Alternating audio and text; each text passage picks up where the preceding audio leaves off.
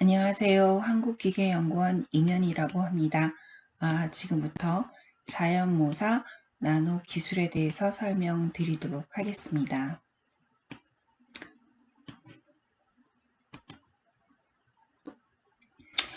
본 수업은 5차 시로 구성이 되어 있는데요.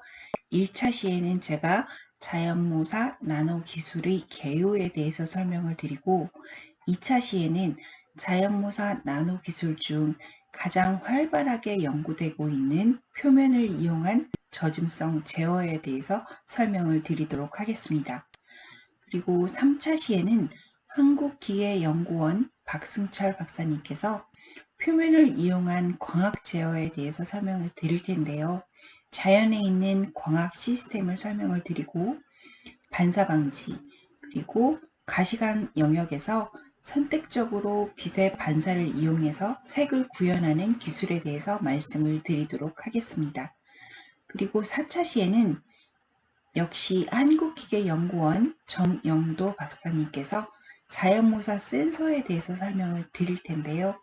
자연에 존재하는 센서 시스템, 오감이 되겠죠. 오감과 더불어 자연이 가지고 있는 초감각 센서에 대해서 설명을 드리고 현재 기계연구원 나노자연모사 연구실에서 활발하게 연구되고 있는 청각 센서와 촉각 센서에 대해서 설명을 드릴 예정입니다.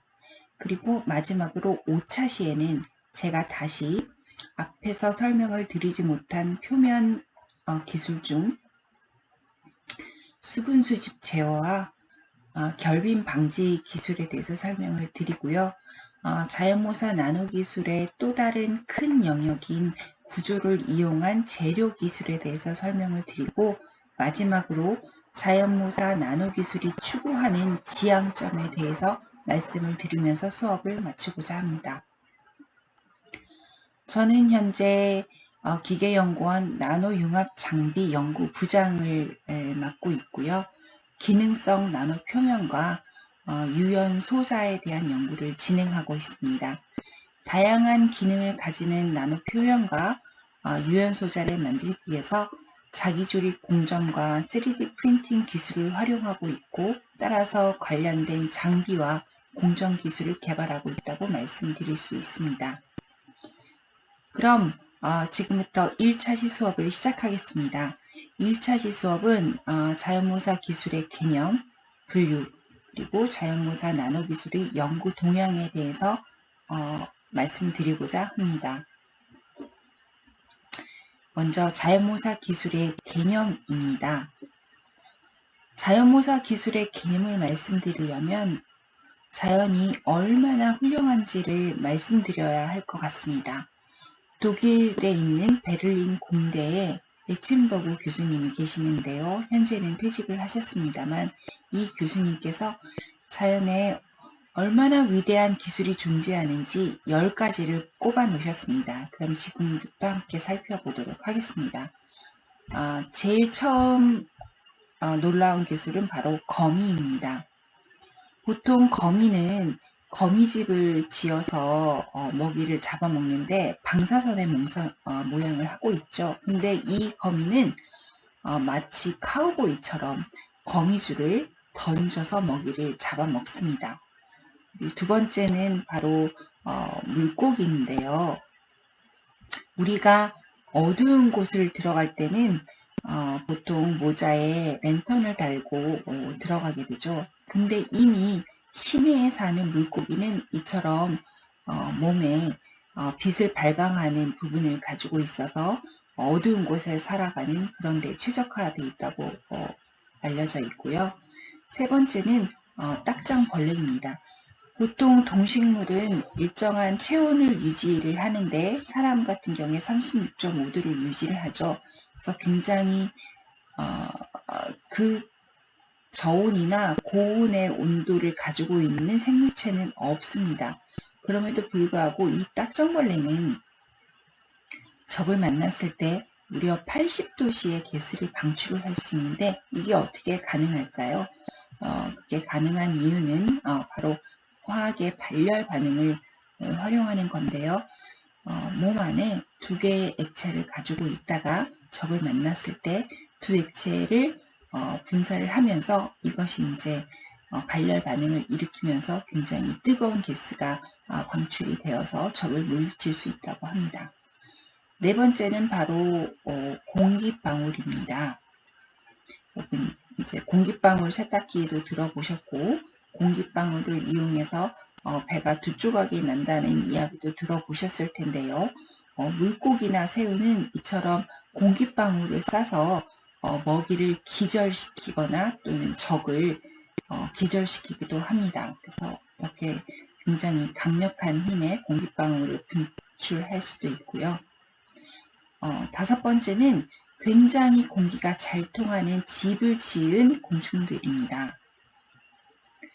바람이 굉장히 심하게 부는 곳에서 생존하는 방법은 바람에도 흔들리지 않는 구조물을 짓는다든지 또는 그 바람과 함께 생존하는 방법을 선택해야 할 텐데요. 이 집은 굉장히 공기가 잘 통해서 아무리 심한 바람이 불어도 절대 무너지지 않는 그런 집이 되겠고요. 여섯 번째는 사막에서 먹이를 잡기 위해서 이렇게 땅굴을 파놓는 이런 곤충이 되겠습니다. 일곱 번째는 쇠똥구리인데요. 이렇게 쇠똥구리는 소똥을 가져가서 저장해 두었다가 먹고 사는데 다음과 같이 공 모양을 만들어서 굴러 가지고 이동을 하게 됩니다. 여러분 인류가 만든 최초의 바퀴가 어떤 모양인지 아세요? 사람들이 제일 처음 만든 바퀴 모양은 이렇게 쇠똥구리처럼 구형이 아니었다고 합니다. 제일 처음에는 네모난 바퀴를 활용을 했다고 하네요. 그것이 점점 진화해서 지금과 같은 이제 바퀴가 생겼는데 쇠똥구리는 이미 이렇게 공 모양을 가지고 물체를 움직여야 가장 적은 에너지로 잘 굴릴 수 있다는 걸 알고 있었던 것 같습니다. 여덟 번째는 물거미의 공기 방울입니다. 이렇게 물거미는 물속에서 사는 거미로 이렇게 공기방울을 가지고 집을 지어서 살 수 있습니다.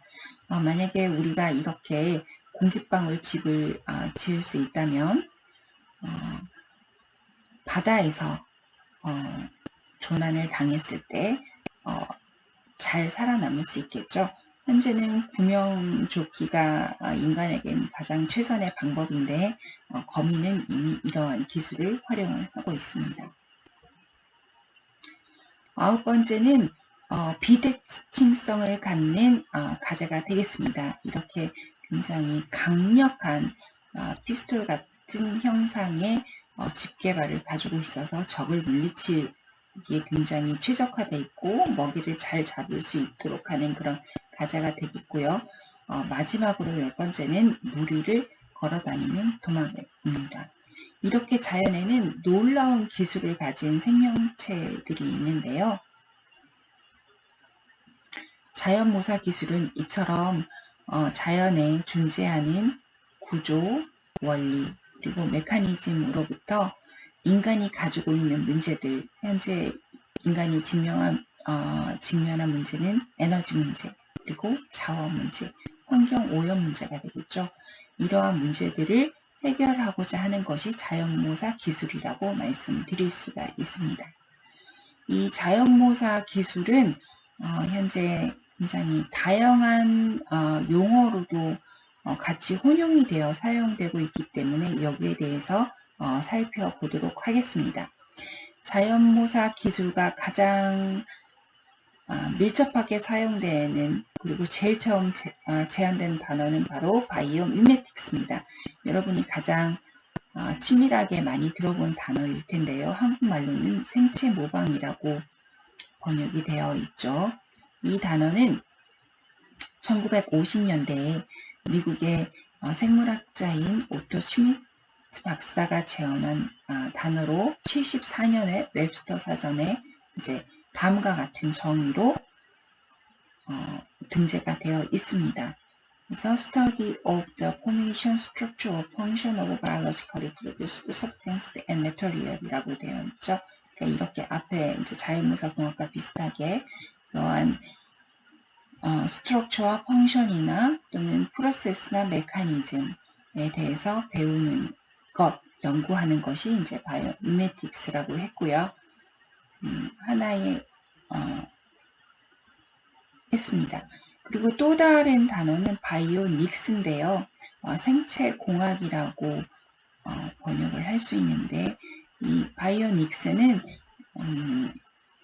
아실지 모르겠지만 600만 불의 사나이나 또는 소머즈를 생각하시면 되겠습니다. 그래서 바이오와 일렉트로닉스가 합쳐져서 만들어진 단어로서 다른 뜻으로는 사이버그라고 이제 말씀드릴 수 있을 텐데요. 눈이 사람 눈이 아닌 굉장히 뛰어난 카메라 같은 기능을 가진 눈을 가진, 그래서 뛰어난 능력을 갖는 그런 격을 이제 바이오닉스라고 이야기할 수 있습니다. 바이오미메틱스와 더불어 현재 또 가장 많이 사용되고 있는 단어가 바이오미미크라입니다. 생물 모방이라고 번역이 가능한데요. 이 바이오미미크라이는 그리스어인 바이오스와 미메시스가 합쳐진 단어라고 얘기할 수 있고요.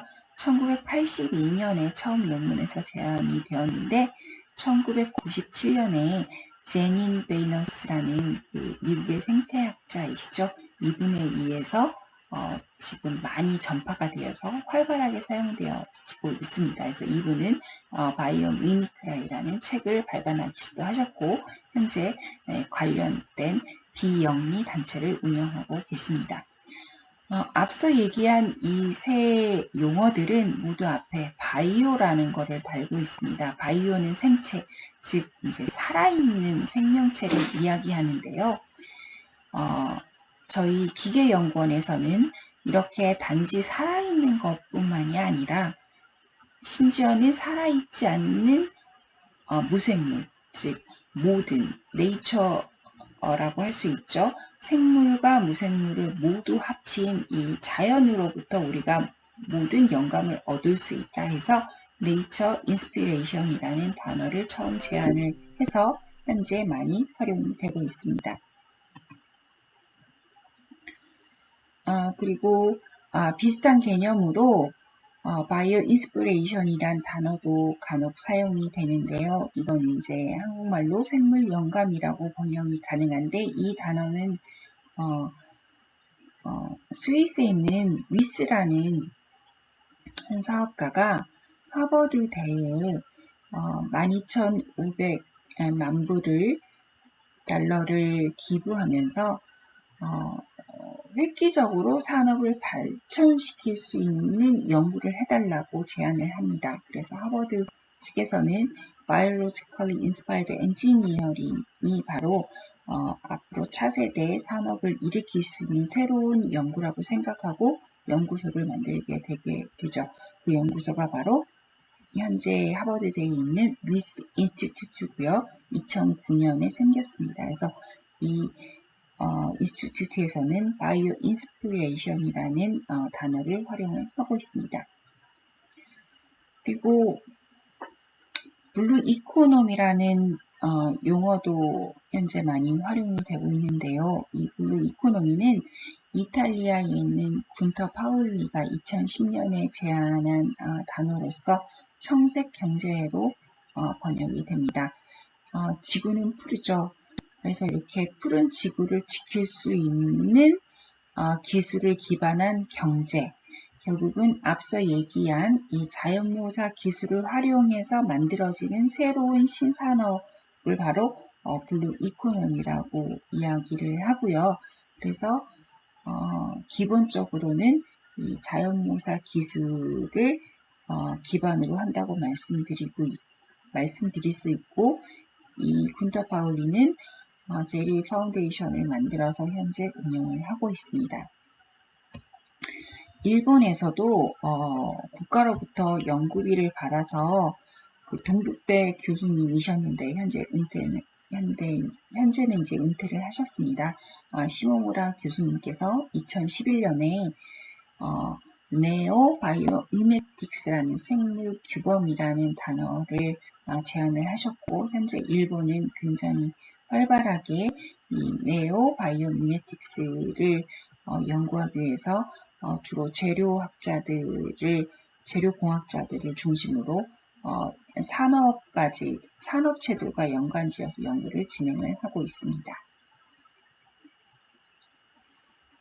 이렇게 앞서 말씀드린 다음과 같은 용어들이 그럼 다 같은 개념이냐를 놓고 보면 사실 미묘한 차이들이 있는데, 이걸 한번 그림으로 표현하면 이제 다음과 같습니다.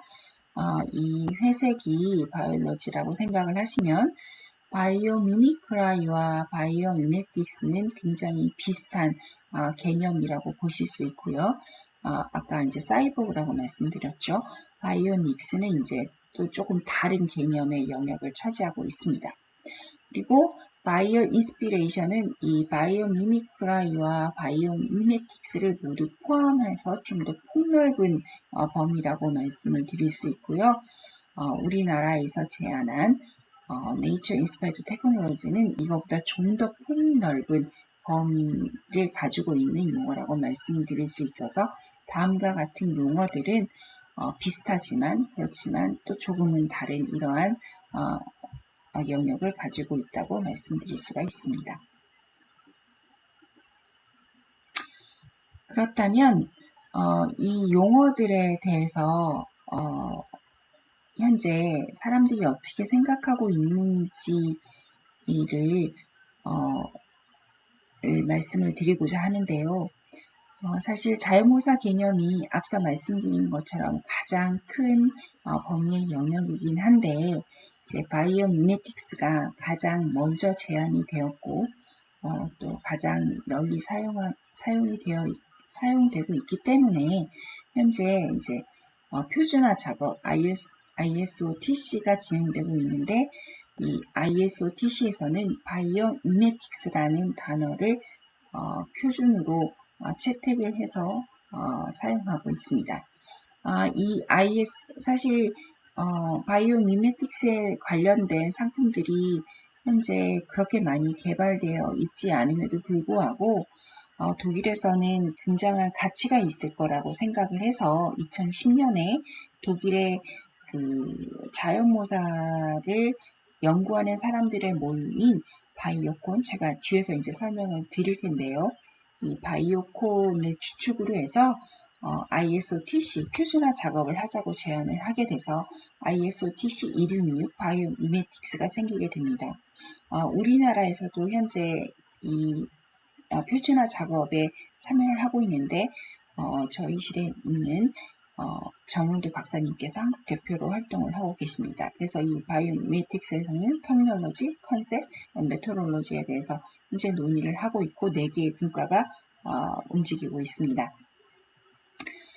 이 바이오미틱스를 접근하는 방법에는 이제 2가지가 있다고 정의를 하는데요. 하나는 생물학에서 시작하는 거고 하나는 공학에서 시작하는 겁니다. 그래서 생물학에서 굉장히 뛰어난 기능이 있는 생물을 보고 이것을 공학적으로 응용하는 바이올로지 푸시가 되겠죠. 바텀업 방법이 있는가 하면, 공학적으로 어떠한 공학적인 난제를 해결하고 싶은데 더 이상 해결 방법이 없는 경우 자연을 보고 답을 찾아보자 하는 테크놀로지 풀, 탑다운 방법이 되겠죠. 이런 어프로치 2가지가 있습니다. 그래서 이러한 어프로치를 시작으로 해서 어널리시스를 하고, 그 다음에 애스트랙션을 하고, 실험을 디자인하고, 그 다음에 실험을 하거나 계산을 한 후 프로토타입을 만들고, 실제 어플리케이션에 테스트를 해서 그것을 평가하면 바로 이제 새로운 발명이 이루어지겠죠.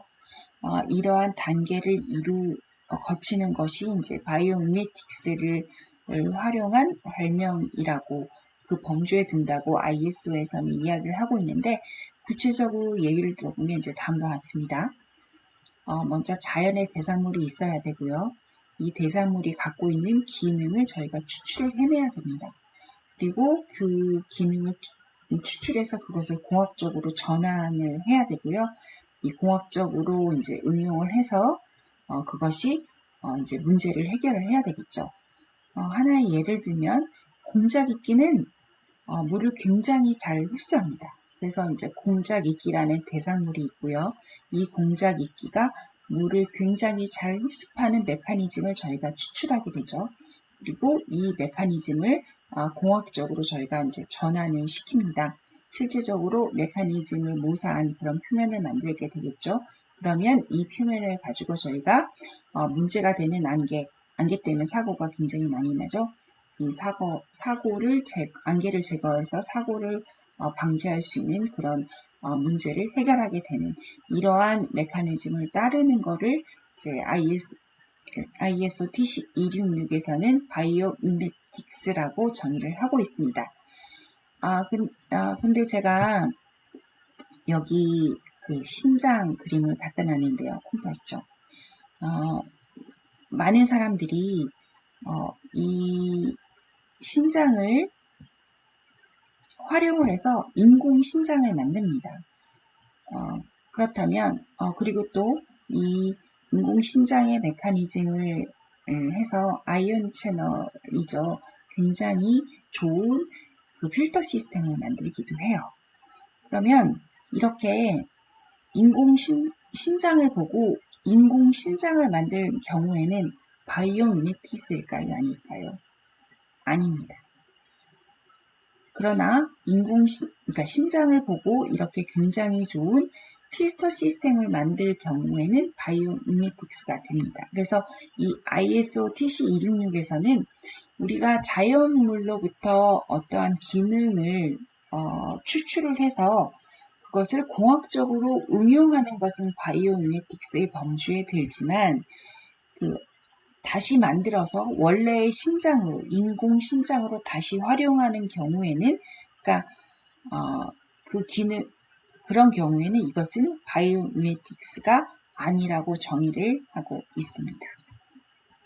좀 어렵죠?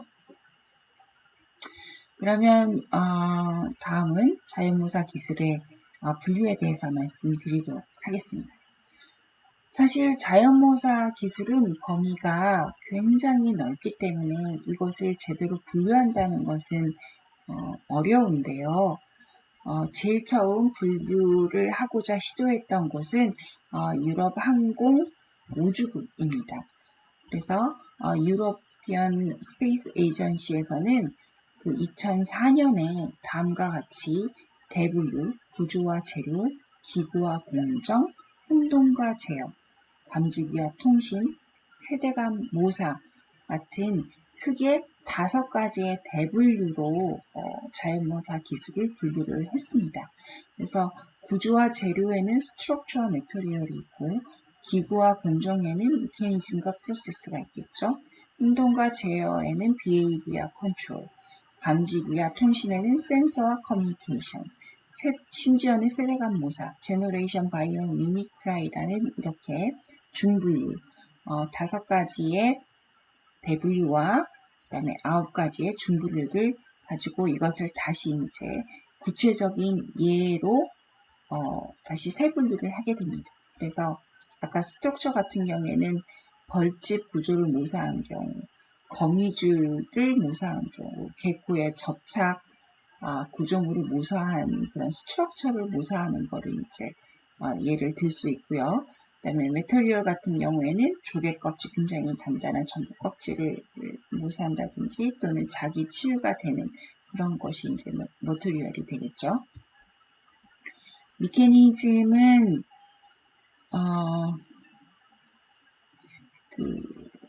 형상 기억 합금이나 또는 EAP라고 그러죠. 인공 근육처럼 이제 근육의 움직이는 그 미케니즘을 배우는 경우가 될 거고요. 프로세스는 가장 대표적인 게 광합성이라고 말씀드릴 수 있습니다. 저희가 빛을 이용해서 음식물과 에너지를 만드는 이 광합성 같은 그런 프로세스를 배우는 거를 이제 기구와 공정으로 분류를 했고요. 행동과 제어는 인공지능 개념, 그러니까 behavior, 어떻게 움직이면 되는지 그런 의사결정에 대한 패턴 인지하는 그런 behavior를 이야기를 하고요. 컨트롤은 동물, 로봇 제어하는 그런 것들 어떻게 컨트롤 하느냐 비교와 비슷한 얘기라고 볼 수 있는데 그 컨트롤 시스템을 이제 행동과 제어로 분류를 했습니다. 그리고 감지기와 통신은 이제 가지고 있는 5가지 센서들에 대한 이야기죠. 어떻게 보고, 듣고, 만지고, 그 다음에 뭐 맛을 보고, 냄새를 맡을 것이냐. 그러한 것을 보고 배우는 센서가 있을 거고요. 그 다음에 어떻게 통신하는지. 기미들이 페로몬으로 이제 통신을 하거나 또는 이제 위장을 하죠. 그래서 이제 커뮤니케이션을 합니다. 그래서 감지기와 통신을 또 하나의 대분류로 분류를 했고요. 심지어는 이제 유전 알고리즘 어떻게 저희가 인간이 처음부터 걷는 건 아니죠. 그리고 우리가 뭔가를 배우죠. 그런 세대 간 모사조차도 이제 자연모사 범주에 넣어서 다음과 같이 5가지의 대분류로 분류를 했습니다. 결국은 자연모사 기술은 사례 중심으로밖에 이제 분류가 안 되는 안타까움이 있는데요. 그 다음에 분류는 다음과 같이 미국의 아까 제닌 베이너스가 바이오미미크라이라는 단어를 제안을 했고 Ask Nature라는 그런 웹사이트를 운영을 하고 있습니다. 그래서 여기에서는 그 펑션과 리빙 시스템으로 나누어서 분류를 했는데 이렇게 다음처럼 하나, 둘, 셋, 넷, 다섯, 여섯, 일곱, 8가지로 분류를 했습니다. 그래서 move와 stay put, break down, make, guess or disturb, resource처럼 이제 이 홈페이지를 들어가 보시면 굉장히 많은 아이디어를 얻을 수 있는데요. 이렇게 사실 이 분류를 이렇게 펑션과 그 다음에 이제 이게 생물 시스템에 따라서 분류를 했는데 사실 이게 잘 분류한다는 게 이제 쉽지는 않습니다. 그래서 에스크 네이처에서는 다음과 같이 분류를 했고요. 그리고 독일에서 독일은 생체모방 바이오미메티란 단어가 미국에서 먼저 제안이 되긴 했지만 사실 자연모사 연구를 가장 활발하게 진행했고 오랫동안 진행을 한 곳은 독일입니다. 그래서 독일에는 그 자연모사를 연구하는 사람들, 연구자와 그리고 회사와 같이 그 어떤 나노 조합처럼, 나노 협의회처럼 그런 단체를 만들었는데요. 그 단체 이름은 바이오콘 인터내셔널이고요. 이곳에서는 이렇게 10가지로 분류를 했습니다. 그래서 아키텍처와 디자인, 경련 구조 및 재료, 표면 및 인터페이스, 유체 역학, 로그 및 생산기술, 센서 및 정보 처리, 생체공학 최적화 방법, 조직 및 관리, 교육 및 훈련, 바이오 및 의료 기술로 굉장히 광범위하게 앞서 범위와는 또 다른 비슷하지만 또 다른 견지에서 분류를 했고요. 인터내셔널이기 때문에 이렇게 유럽에 있는 각국의 또한 그 바이오콘과 같이 협력을 하는 이런 단체들이 현재 운영이 되고 있습니다. 그리고 또 스프링거에서는 다음과 같이 책이 나왔는데요. Potentials and Trends in Biometrics라고 2010년에 발간된 책인데 이 책에서는 다음과 같이 분류를 합니다. Main Strand of Development라고 해서 어떻게 형상이 돼 있고 펑션을 갖고 있는지 몰폴로지로 하나를 나눴고요. 그 다음에 하나는 바이오 사이버네틱스 센서 테크놀로지 앤 로보틱스로 또 분류를 했고 또 하나는 나노 바이오 미메틱스라고 그러죠. 지금 자연모사 나노 기술처럼 자연에 있는 나노가 가지고 있는 기술처럼 해서 이 책에서는 다음과 같이 세 개로 분류를 하고 그거의 예들을 이제 보여주고 있고 이렇게 시대에 따라서 1900년도부터 다음과 같은 연구들이 진행이 되고 있다고 이제 정의를 하고 있습니다.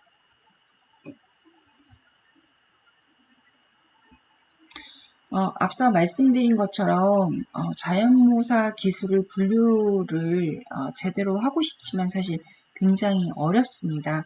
그래서 결국은 각자가 분류를 하게 되는데, 그렇지만 결국 자연모사 기술은 이렇게 자연에서 우리가 보고 배우는 많은 예들 중심으로밖에 분류가 안 된다는 것으로 결론이 났고요. 그래서 저희 한국기계연구원에서는 어떻게 분류를 할까 많은 고민 끝에 결국은 대분류를 구조와 재료, 공정과 시스템, 그리고 행동, 지능, 감지처럼 3개의 대분류로 분류를 해봤습니다. 사실 앞에 유럽 우주항공 국가 비슷한 분류가 되겠는데요. 이렇게 자연에서 보고 배우는 구조와 재료, 그리고 공정과 시스템, 행동과 지능, 감지로 나누는 것이 가장 타당하다고 생각돼서 다음과 같이 세 대분류와 그다음에 8가지 중분류로 나누어 보았습니다. 그러면 각각 분류에 대한 유럽 항공우주국에서 나눈 분류에 따른 예를 잠깐 보여드리도록 하겠습니다. 제일 먼저 구조와 재료입니다. 말씀드린 것처럼 이렇게 벌집 구조는 굉장히 강건하죠. 그래서 이 벌집 구조를 에서 영감을 얻어서 이렇게 타이어, 굉장히 강건한 공기 타이어가 아니기 때문에 그 펑크가 날 위험은 없지만 굉장히 강건한, 그래서 산악에서도 잘 활용될 수 있는 그런 바퀴를 만들 수 있는 그런 예가 바로 구조와 재료라고 볼 수 있고, 그리고 여러분 찍찍이라고 잘 알려진 그 벨크로가 바로 또한 구조와 재료의 가장 대표적인 예라고 말씀을 드릴 수가 있습니다. 두 번째는 기구와 공정인데요. 사실 자연모사 기술의 원조는 레오나르도 다빈치라고 볼 수가 있죠. 그래서 레오나르도 다빈치는 그 옛날에 이렇게 사람 뼈를 모두 그려서 구조물을 만들기도 했는데요. 이러한 그 메커니즘을 보고 배우는 것이 바로 이제 기구와 공정이고, 그래서 기구와 공정을 활용하는 경우는 이제 로봇에서 가장 많이 활발한 연구가 이루어지고 있다고 드릴 수가 있습니다. 그리고 행동과 제어는 이렇게 로봇이 그 메커니즘이 아니라 어떻게 움직이는지 하는 그 비헤이비어와 그거를 컨트롤하는 시스템, 그리고 이렇게 개미가 서로 충돌하지 않고 움직이게 하는 이러한 인공지능과 이제 것이 행동과 제어라고 말씀을 드릴 수 있고요. 감각기관과 소통은 이렇게 5가지 생물체가 가지고 있는 오감 센서와 더불어서 이렇게 서로 통신하는 거죠. 여러분 혹시 이게 어떤 게 곤충이고 어떤 게 나무인지 보이세요? 이게 이제 바로 곤충입니다. 그래서 이제 위장을 하고 있죠. 이렇게 살아남기 위해서 동식물들이 위장을 하면서 서로 통신을 하는 것, 이런 것이 바로 감각기관과 소통의 예라고 말씀드릴 수 있고요.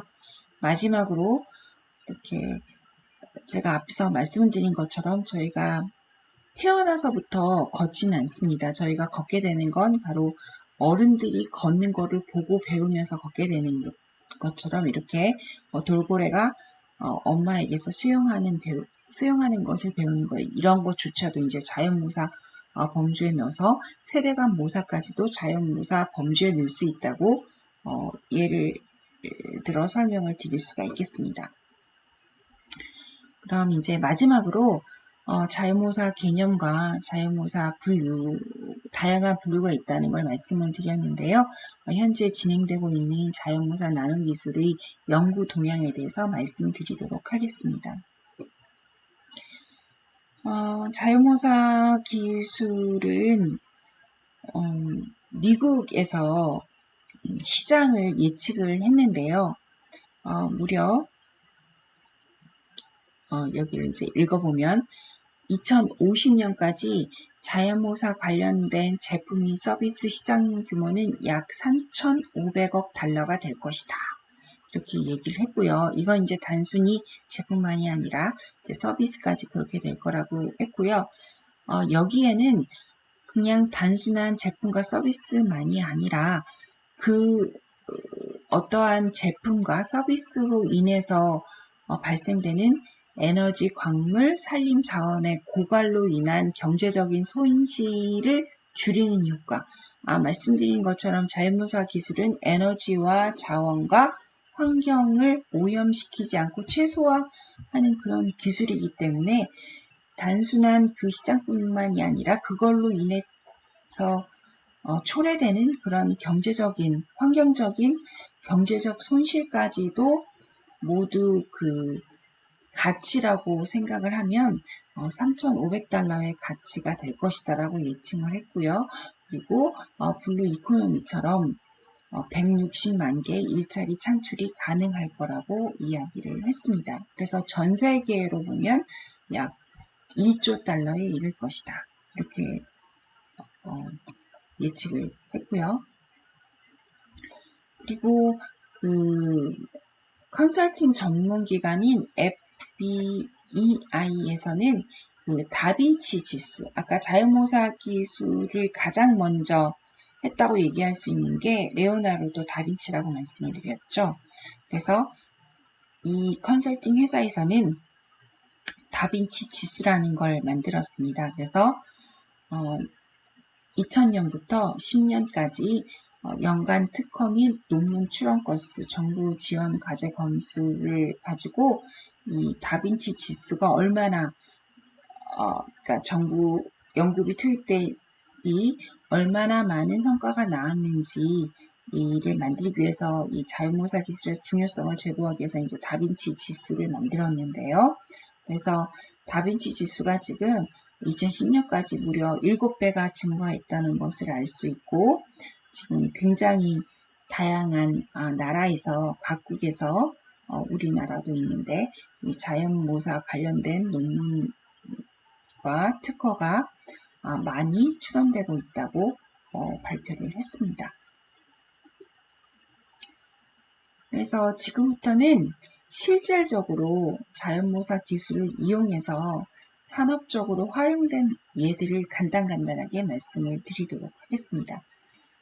하나가 이제 가장 대표적인 게 저소음 고효율 신칸센 고속 전철입니다. 그래서 이거는 물총새가 공기 중에서 물속으로 들어갈 때 전혀 물이 튀기지 않고 들어가는 거를 보고 이 신칸센을 처음 만들어서 터널을 들어갈 때 그 소음이 굉장히 심했다고 합니다. 그래서 이걸 만든 신칸센을 만든 그 과학자가 소음이 너무 커서 굴을 들어갈 때 소음이 너무 커서 이를 어떻게 줄일 수 있을까 바닷가에서 고민을 하다가 이 물총새를 보고 이 신칸센의 앞에 있는 모양을 물총새로 만들어서 소음을 15%나 줄이고 그 다음에 전기도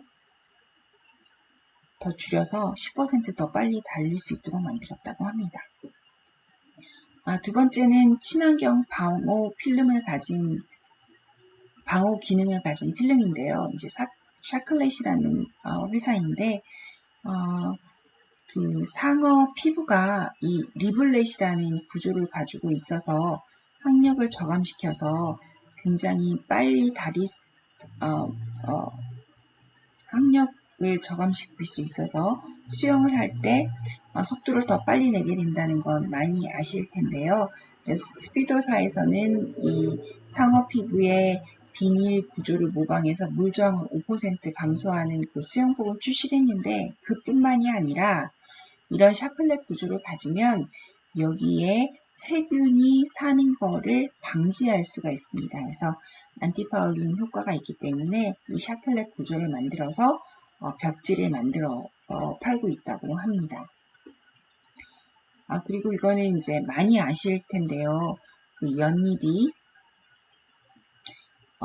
오염이 잘 되지 않고 오염이 되더라도 잘 닦일 수 있는 그런 기능이 가진 것이 발표가 된 후에 이제 이러한 방수 기능이 뛰어난 연리 표면을 섬유에 활용해서 그린쉴드라는 제품이 개발됐기도 했고요.